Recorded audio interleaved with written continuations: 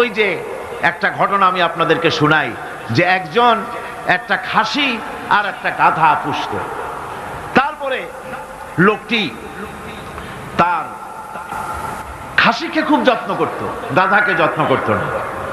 গাধা একদিন খাসিকে বলছে, খাসি একদিন গাধাকে বলছে, গাধা তুই তো আসলেই গাধা।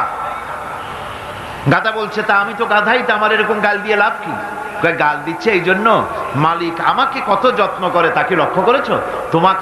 তোমাকে কিন্তু কোনো যত্ন করে না। বাইরের থেকে আসার সময় একটা থাপ্পড় দেয়, যাওয়ার সময় একটা লাথি দেয়, আর আমার ঘাড়ের উপরে হাত বুলায়, আমাকে গোসল করায়, ভুসি দিসি খাওয়ায়, কত যত্ন করে। গাধা বলছে, আসলে খাসি তোমার এত যত্ন কেন, তাকে তুমি জানো? কয় না, তা তো জানি না। তোমার যত্ন বেড়েছে, কোরবানির চাঁদ উঠেছে সেই জন্যে। এই পৃথিবীতে অন্যায় কাজ করার পরেও যারা